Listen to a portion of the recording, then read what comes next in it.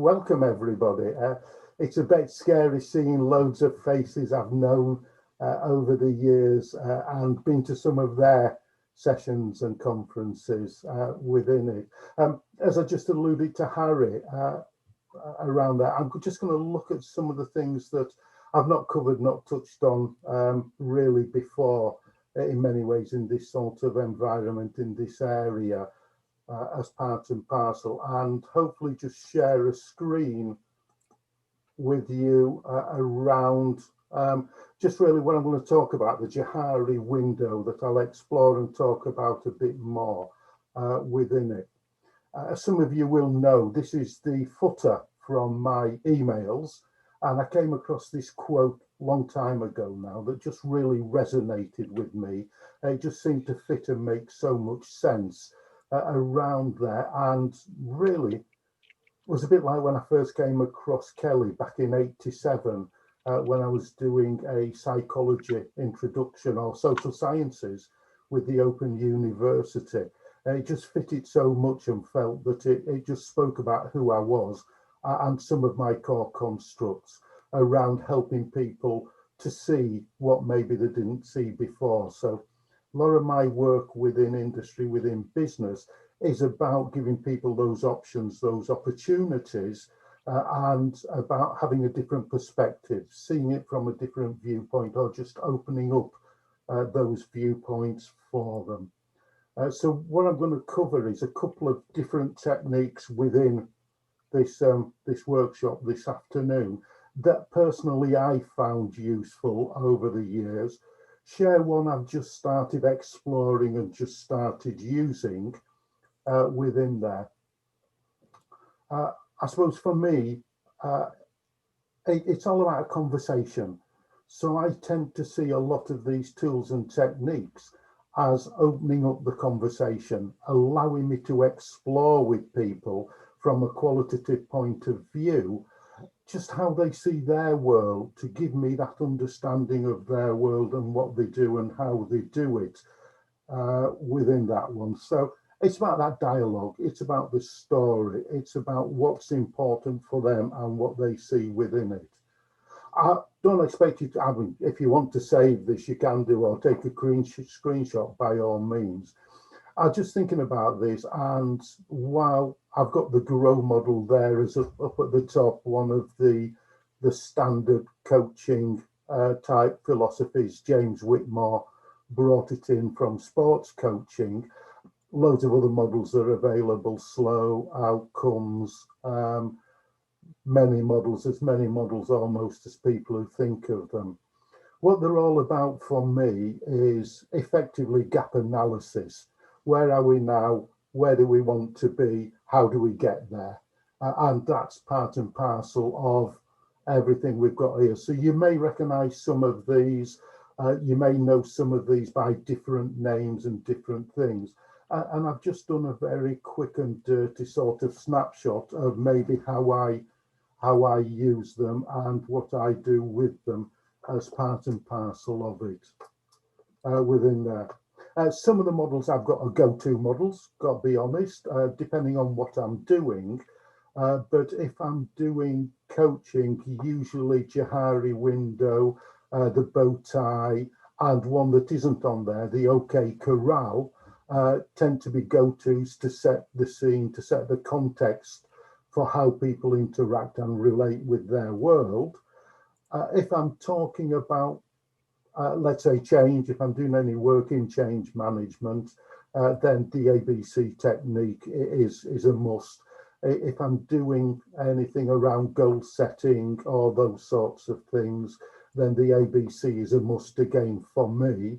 And over the last 20 odd years, maybe more, 30 years, I've well in double figures, well in treble figures, done hundreds of ABCs with groups, with individuals. It's fair to say as well, maybe just jump back, laddering and pyramiding sort of are integral and just happen throughout and within everything, just for me to get more clarity and more sort of exploration into what we're doing, how we're doing it. And maybe a little bit just around the population I've worked with. So as Harry alluded to, organised a couple of conferences and had the pleasure of organising my first one back in 1998, I think it was, in Chester. Within there, Dave Savage and I organised one down at his university.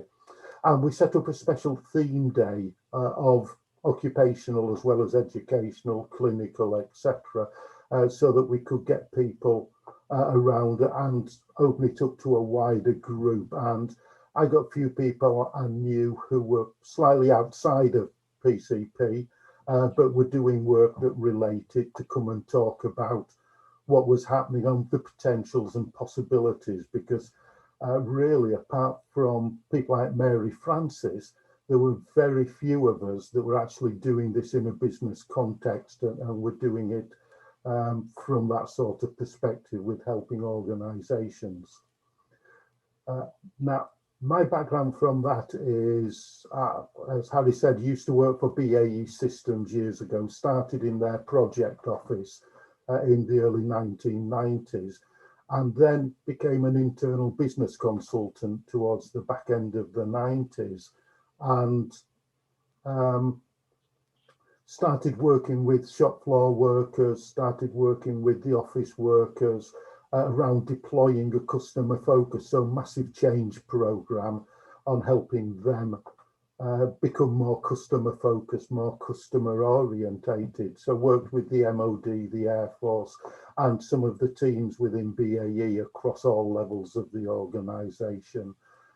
Got an award for the work I was doing with them from the Society of Consumer Affairs Professionals as part and parcel of that. And PCP underpinned all of that within everything that I was doing as part and parcel of that. But what that meant was I had a wide range of knowledge, experience, educational levels that I've worked with since then. And since then, I've continued working with manufacturing. More recently, as Harry alluded to, I've been doing a lot of work into HSBC. In the middle of that, I did some work for Balfour Beatty Utility Solutions, who basically dig holes in your road for your gas, your water and your electric here in the UK. And again, that gave me a wide range of knowledge to base on. And there are a lot of people, some in junior management positions in Balfour Beatty, who came from digging holes, who are illiterate.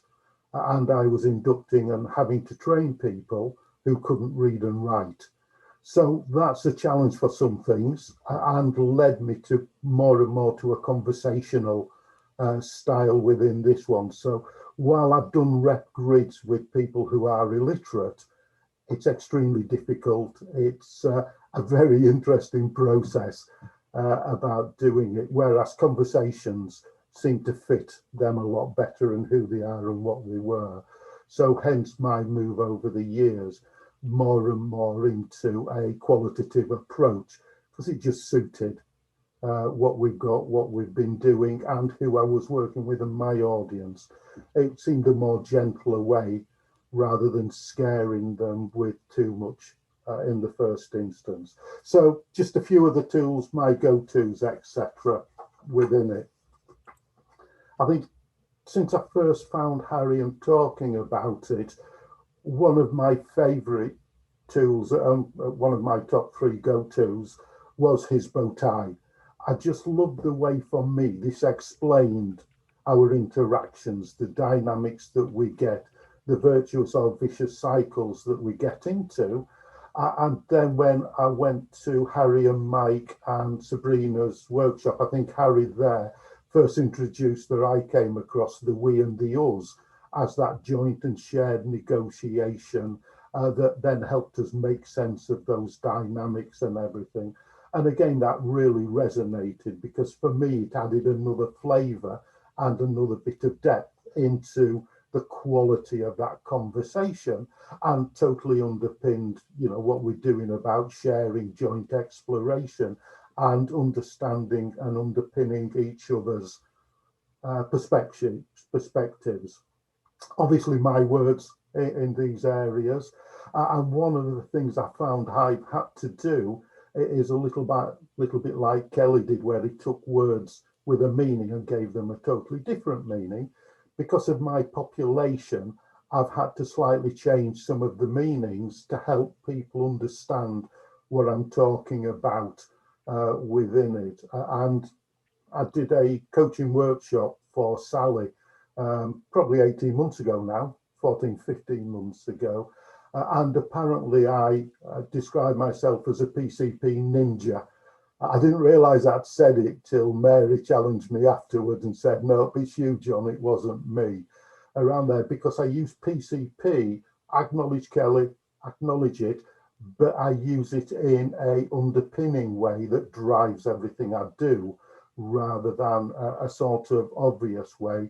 And I come from a sort of lateral perspective on that one. So the fundamental.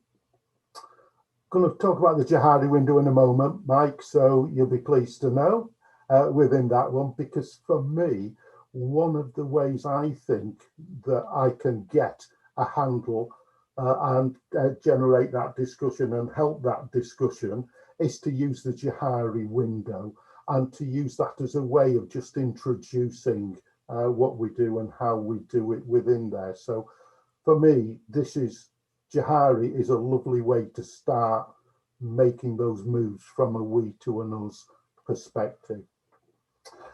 If you've come across Juhari before, forgive me. If you haven't, just unmute yourself and ask any questions as and where you want to. But basically, Juhari window is a Boston box. It's a 2x2 matrix. And the square in the center is me. That's my house. That's me, how I live. And there are two perspectives on me. There's my view and your view within there. So you can see there's gaps on the top and the left-hand side. Those gaps are basically where we can see in. They're the windows. Now, this is named after two really creative people, Joe Ingram and Harry Luft, or Harrison Luft, within there, or Joe Luft and Harry Ingram. I always get them mixed up around it, but because they're so creative, they decided to call their model the Joe and Harry window, because it's a window onto the world, which then became known more as Juhari, just easier to say, I suppose. But what we've got in the top left is a room there with you can see in and I can see in.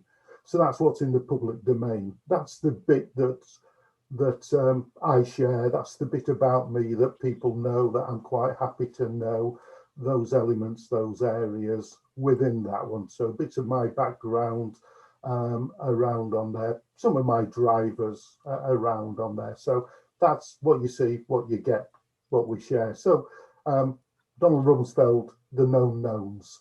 Those are what we all know about me. If we move down the box, though, there's a bit only I can see in. You can't actually see into it because there's this window here that's stopping you seeing in. Can you see that colour? It's a bit of a difficult colour, isn't it, on that one? Let's make it's very it white. faint, John. There's a box there that you can't see into because of that wall. So there's only me can see into that one within there. So these are the things I just don't share, either because I don't want to share them, because it's not relevant at this moment, or just because within there. So these are those sorts of areas, some of which I've shared, that some of you may have already known. I know some of you do, and some may not, about my background, my history within there, some of the companies I've worked for and everything like that. Some of my beliefs and all those sorts of things. So those areas that's in the hidden within it. So it's the things I just keep to myself. What we've got, though, is a bit here that you can see into, but I can't because of this wall down here that's just blocking it. So these are my blind spots. These are those areas that I just don't know. Well, I don't know how I'm talking, how I'm looking sometimes, the message maybe that I'm giving off non-verbally that doesn't isn't cognizant with what I'm saying or how I'm saying it. It's the all, yes, I agree totally syndrome around on there. And I'll share in a minute one of my blind spots under relevance. And then we've got this last box here that neither of us can see into. Bit big, that one, the unknown. And that's just what we don't know. I don't know how good I'd be as a brain surgeon because I've never tried it. I don't know how good I'd be, let's say, as a speech therapist, because I know we've got some here, because I've never tried doing that. I might be good, might be bad, just not done it. So it's that unknown unknowns within there. We okay so far? Yeah. Excellent, thank you. I do like it, Mike, when people put thumbs up or make some noise. It makes me feel I'm not alone in the world. And I'm just not looking at a picture that you've all gone to sleep behind it. So thank you, Sandy. So how does this work? Well, effectively, that's where the dotted line comes in, down here. What we do is I share some of my hiddens and make them into the open. You share some of your feedback on things that I do that I don't realise, and that then opens my open a bit more and explores, taps into the unknown. Now, I suppose the next thing to say is I've drawn these as perfectly sized. They're not. Some people have massive open areas and you know everything about them. One colleague, when I first met her, within half an hour, I knew about her hysterectomy. I knew about her 3 marriages. I knew she was an ex-page 3 model. You know, and you're going too much information within it.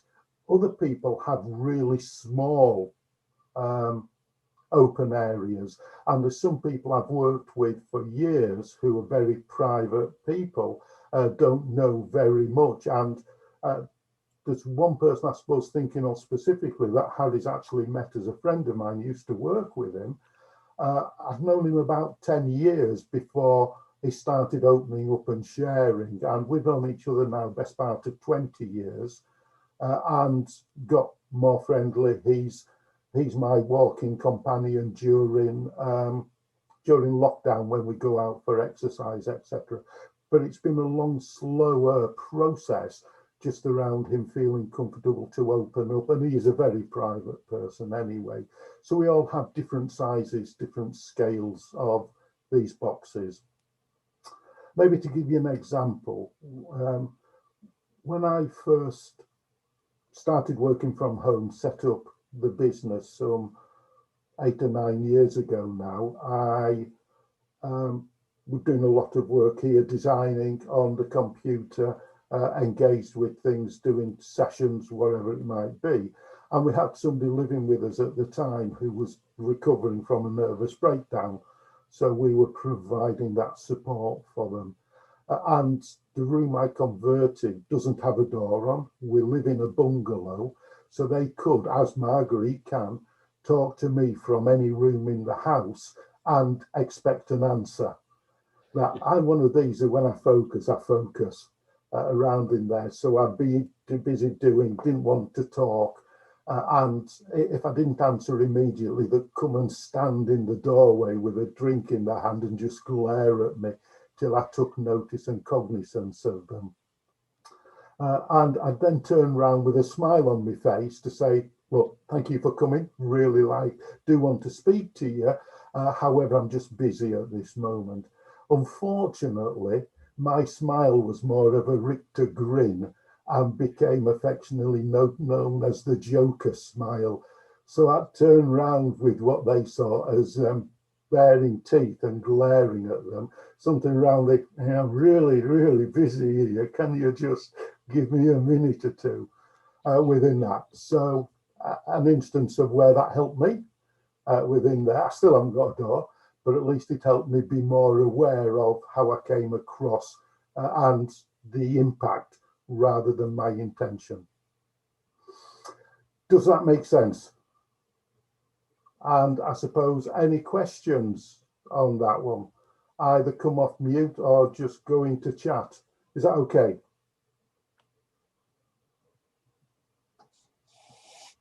Anyone want to make a comment? And because of the nature of this, I've not got you all large. I can only see a good portion of you. Yeah, can people put their videos on if they're decent? Clear to me. I've got a, I'm not sure how to express this, but John, you have hidden and you have unknown. Hidden's the stuff I don't want the other person to know, yes. Not necessarily don't want them to know, just haven't shared. Okay, haven't shared. Unknown, something that I haven't articulated to myself. My problem is I can often visualize situations in which a person hasn't ever made up their mind about how they construe an issue. They may not even be aware that there is an issue that they really ought to make their mind up if they're to achieve their objectives. Or they have a construct, but they never manage to put words onto it. Yeah. Are we talking there about a different kind of unknown? That's my question. We are talking about a slightly different kind of unknown. It links into this unknown, I've got to say, Debbie. And as you know full well, I've used I've used stones, I've used pictures.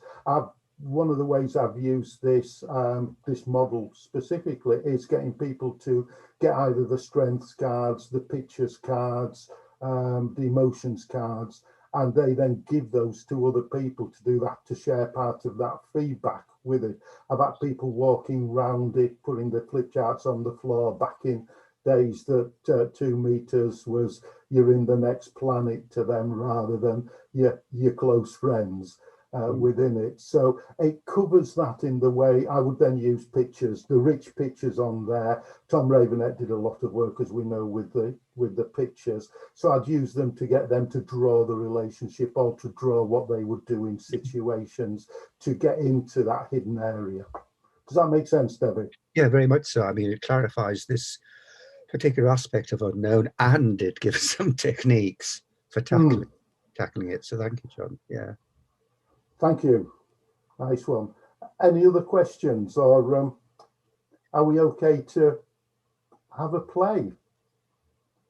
I love having a play with things. As if you've been to mine, you know, it's around how I make sense of them. I play with them, I try them for size and adapt them. So in a moment, I'm going to ask you, really, I'm going to ask Mike to put us into breakout rooms where you're going to share and discuss this with some of your colleagues. Before you do that, I want to just you to take a couple of minutes. I want you to take a couple of minutes thinking about what do you think's in your public room? What are you prepared to share? Debbie's really nice point earlier. What are you prepared to share at this moment in time, maybe from your hidden room, and then just have that conversation just around that, around what you're doing.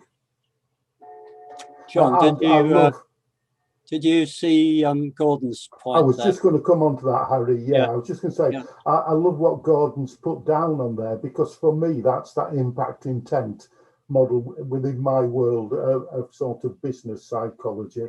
That's the impact intent. My intention was to be nice, to be kind, to smile. My impact was totally the opposite around there, and that's that miscommunication. I see a lot of, one of the expressions I use in virtually every communication session I do or run is a communication is not what you say, it's what they hear. Around on there, and your role as the communicator is to make sure you check their understanding. So my communication cycle is decide what to communicate, decide how you're going to communicate it, what medium are you going to use, because as Marshall McLuhan said, the medium is the message. Then communicate it, and then check understanding to make sure people have got the same message you've got around on there. Do you want to tell me a bit more about that, Gordon? Does that match your thoughts? And you are on mute. Yeah, I was wondering how how it operates in the window model. Yes, and there's also another one. Is that if you are misunderstood, how do you know that you're misunderstood? You're saying one thing, the person's understanding something else, and you both believe you're being completely open with each other. Yeah. In actual fact, not. It's almost like it's become unknown, but Yeah. accidentally. And that really good point, Gordon. And that's really what does happen then. Now, as far as the model's concerned, in inverted commas, the way you find out that is either through bitter experience and it just goes all wrong, or you get feedback or part of your check, because for me, the onus on the communication is the communicator. So part of their check back is, so tell me what I've just asked you to do. Can you explain what you think I mean by that? Or can you just tell me how are you going to do that? And I regularly use that in the later stages of the coaching to make sure they've understood, because that then allows me just to clarify if what they're saying isn't quite what I expected. So it's the sharing your hidden, and it's the feedback from the blind spot that resolves that for next time within there. Well, we got into an interesting discussion about accent in that. Oh. I think no, Kev started it. Are you there, Kev? By saying that people heard his slow, measured tone and thought he was very relaxed and very laid back. And I actually called it boring a monotone, but thanks for that, Peter. You see, you're allowed to say that. I wouldn't feel it's just... Feel free. But it was that what it started was a discussion about that you don't know how other people are hearing you. So and I had started by saying that I used to live beside a guy moved in next door to us who's a big West Indian guy, and we talked quite a lot about how you presented yourself. And he started off by saying, my name's Paddy, but I'm not Irish. And I burst out laughing and said, well, I am Irish, but my name's not Paddy. And so we talked about that and realized that when he walked into a room, the first thing people saw was big black guy. When I walked into a room, people just saw white guy. But when I opened my mouth, about half people said, are you Irish? And the other half hadn't spotted it. So there's that whole thing about how do you know? I still, 30 years later, open my mouth and some people will say immediately, what part of Ireland are you from? And another will say, I never realized you were Irish. So there's that, the known, the unknown is expressed in accent terms. Yeah, I like that. Jenny then had a very interesting point that when she moved from England to Scotland, people couldn't classify her. They didn't know it's an English accent, but is she middle class, working? Whereas where she grew up, people could classify her straight away. Is that why Jenny chose Edinburgh to go to? That's got the most Englified of any of the Scottish accents. Well, actually, no, John. When I moved to Scotland, I originally moved to Lanarkshire, which is probably the absolute contrast to Edinburgh. Edinburgh came late. Yeah. Yeah, one of the most deprived parts of Scotland, and yeah, it was actually quite a culture shock when I first moved. But I can imagine. I can imagine. Yeah. Going in there. So, anybody else want to share how that was for them? I will take deathly silence as a no. All right, no, then I'm gonna jump in. Okay, Melissa, thank you. Okay, what I found very interesting is actually how you can relativize the public and private room depending on who is the audience, because we have here the whole side that is called your view, but who is you? It depends if it's like your personal life or it's private life, or is it your family, is it your therapist, or who is the audience? And from that perspective, it is going to determine what can be hidden and what is public. That can change. It's not that something necessarily you don't expose. It's not that you wouldn't talk about it, that you're keeping it hidden, but you just do not express it in certain areas of your life. Spot on, definitely. And one of the things so you can, sorry. No, carry on. No, I just wanted to stress again. So it really depends on who is the other side. when I'm coaching and that sort of comes up, I'm deliberately vague with setting what people do in breakout rooms, what the questions are. And then the first question I have is, why did you choose to answer it that way? What perspective did you take? Why? What would be different if you'd have chosen a different perspective within there? So I get them partly to try and open up even wider around what they're doing and why they're doing it. So for me, that's all grist to the mill. That's all makes the conversation so rich and vibrant. Is why did you make that choice within it? Thank you. Excellent. Love it. Love it. John, So, just to build, John. Okay, I'm sorry. Yes, Paul. Yeah, just to build on that point, like I made there was that we talked about politics, and people sometimes. Oh, thank you very much. You're very kind. Thank you. Love it. I just saying to Harry before we started, love it. Oh, excellent book. Can't recommend it enough. The only one I might recommend nearly as much is obviously that one. Very good. Yeah, very good. Right, thank Sorry, you, John. Paul. No, I'm lovely to meet you as well. No, yourself too. No, so one of the things in politics, people tend to, hold back on what their political views are. If you take, for example, all of the votes in the last number of years, take Brexit, that wasn't called from a polling point of view. And I believe if you read about it, that people were holding back. They didn't want to bring into the open what they really thought. Yeah. When you enter the ballot box, it's between you and that piece of paper. And the same happened in the States. Trump's vote was undercalled. Again, people go into the ballot box, it's between them and a bit of paper. Yeah. I think that's a good example of what you're talking about, like in terms of the situational. When do you feel safe to share that part of yourself? And intriguingly, Leave UK has now migrated and has moved over to Ireland. Very good. So we may soon see a Leave Air campaign. Yes, absolutely. Within it. Fascinating. Yeah. And I wrote a bit about Trump and his hostility as a blog on LinkedIn, linking it into my change curve as well within there. Thank you. Thank you, Paul. So a little thing here, just set this up and then we'll send you for a bit of a break just to give you a respite and then into another breakout room. The experience cycle, it's the journey, it's what's happened. It's again looking at that bigger picture to then start identifying discussion points, to start identifying focal points. And the next exercise that we'll do after this one is my past, present and future that follows a similar pattern. So I like the journey symbol, the river, the snake, the salmon line, whatever we want to call it.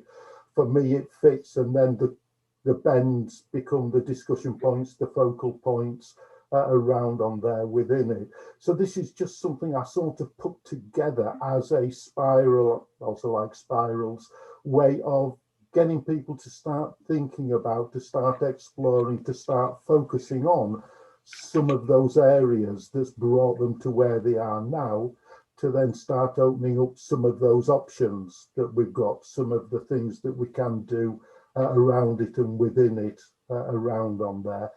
And I suppose linking it in some ways to where I've used stones and where I've used pictures to who can support them. So the dependency grid in a non-grid way of, and as some of you know, I've done some work using eye positions within it and looking at where people fit in their world around on that and who they can then use to support in whatever areas.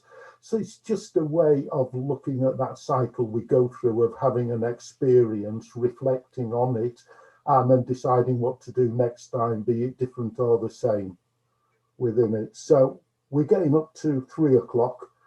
What I thought we'd say is give you a 10-minute break, but during that, have a think about a change or an experience, something you want to talk about.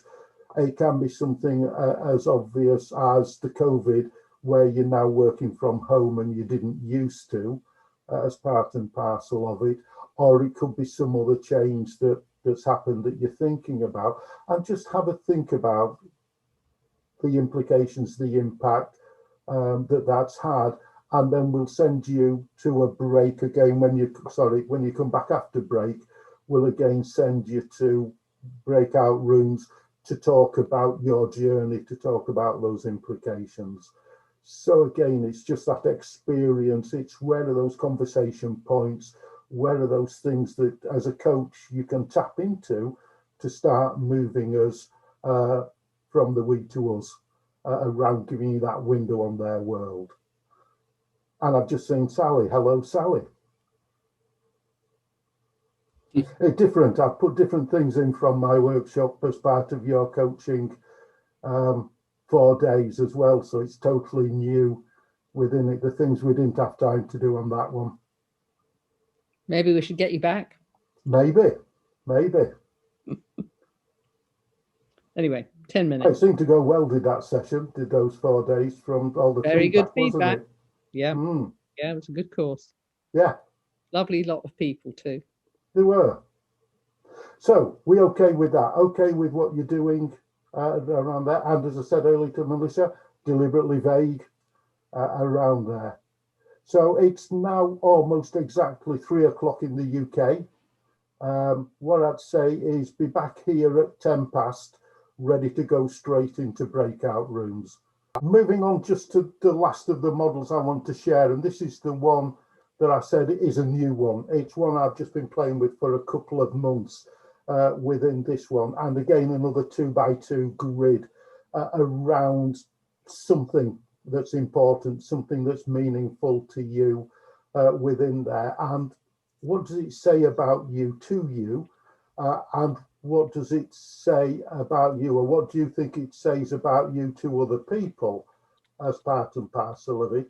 And what doesn't it say about you? So on one level, the opposite construct around here from you. So what does it say? What doesn't it say?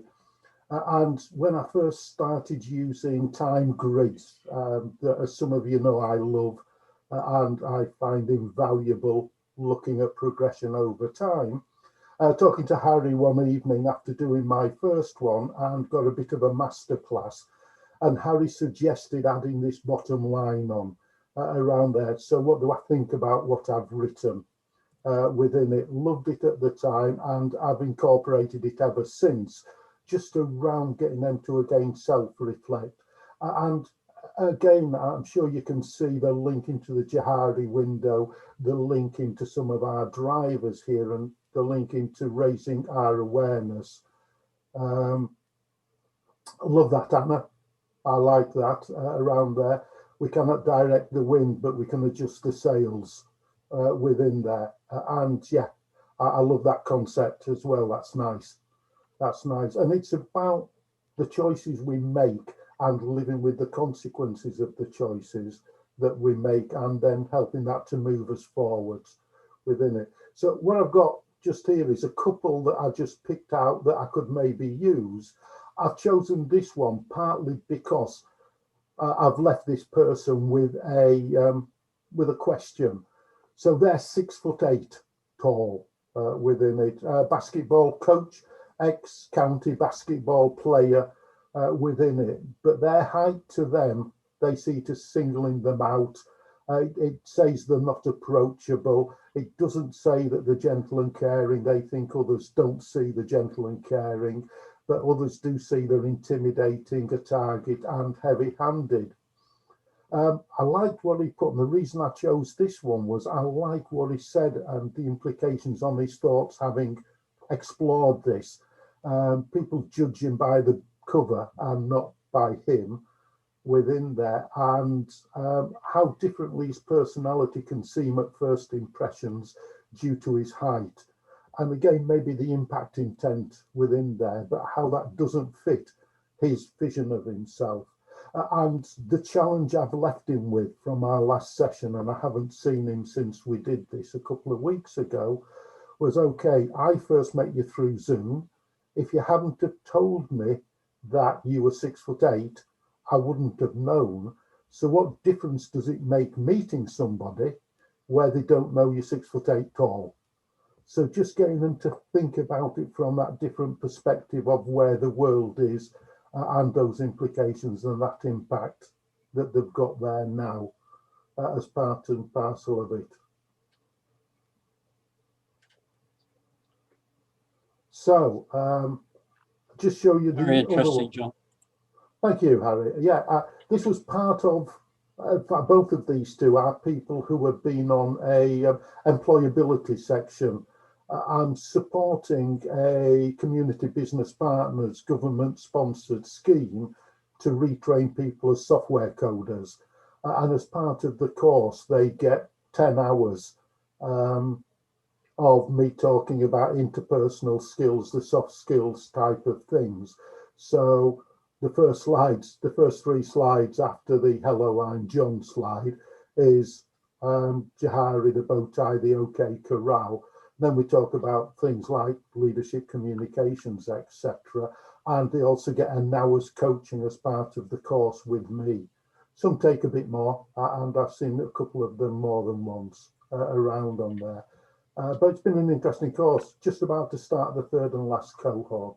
This is another one from a lady on the course who has purple hair that's obvious. And what it says within this one is a little bit about the tears of a clown, showing my age now, around there. And I love that self-realization from her, that she did the hair to cheer herself up. However, she also recognizes, appreciates that that's about cheering her up, and there's still the pain there that she needs to work through. And another one about judging a book by its cover around there, and that label that we give them without actually knowing them.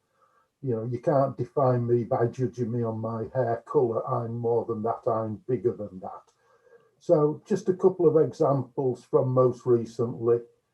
Whether there's enough maybe for a little mini session in Padua when we all get released and we can go there. Can't come soon enough. Within it is another question. So, same as before, last of the breakout rooms within it. Have a think about something that's important. What I've said here is maybe getting something that's important. So something around you, something in the house that you've got that's important. And if I think about what I'd be sharing, it would be that. And this is a modern Neolithic goddess figure. Be ready in case we're asked, but I can. And I did an example, and the object was a radio. Mm-hmm. And actually going through that was useful. So the radio is important to me. And interestingly, not really to my children, or, you know, different internet things that they do. They don't really listen to the radio, and they don't like the radio for the reason I do. I particularly like Radio 4 because I don't know what's going to be on there. And sometimes I'm a little, but also I'm quite happy to accept a range of things. And in terms of, you know, if you came in my house and saw a radio, it wouldn't tell you much about me. And actually, it's not a topic that people ask me ever. Why have you got a radio? What do you listen to?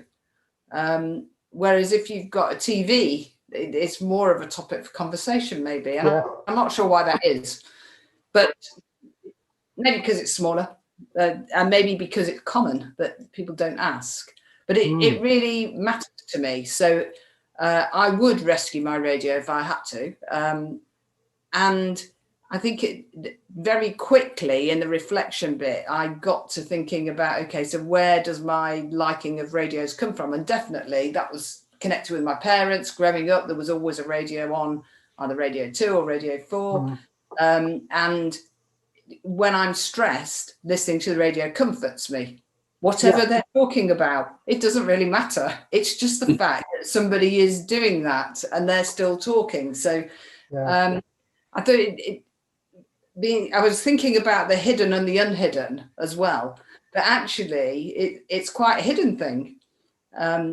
Not deliberately, just because no one's that interested. This is probably the only time ever in my life that I've ever said anything about it. But it's also hidden with earphones, whether they're these type or the smaller ones, because people don't know whether you're just talking to yourself or whether you're on the phone or whether you're listening to music within there. And that's the book and the cover, I think, that came out from those two. Who Am I? Thank you very much, Heather. Thank you. You know, I said there's one thing I dropped out. Unfortunately, I didn't look in dropping out. Not going to talk about it. It's just the past, present, future model that I created, really looking at what do we need to do, how do we need to do it. We're not going to do the exercise within it. We've done all the ones I planned to do. And it's around identifying that change structure. So closing the past, the burning platform on the reasons, recognizing where it worked to avoid getting hostility, then going to the vision at the end to create a vibrant, clear, specific vision, and then stepping back from that vision to look at the route map. I'm not sure I quite like those expressions within there, and what do you need to do to help people get that route map around in it. So that's the one I took out because I wanted to make sure we had the time to fit it all in. So apologies for that, but you've had a little glimpse of it. And that's everything I planned to do. So throw it on to you guys again for questions, comments, or just idle chatter. I'm comfortable, however. Thank you, everybody, for listening.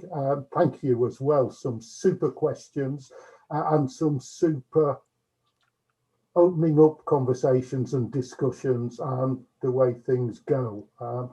For me, play with it, adapt it, use what works, grab anything that you can or that you need, and just have a go. Thank you very much, John. That was a lovely session. I'm sure everybody agrees. Thank you, Harry. Yes, very much so. Thank you, John. Yeah, just so much in there to think about. Yes, I enjoyed that, John. Thank you. Thank you. Thank you. Thanks a lot.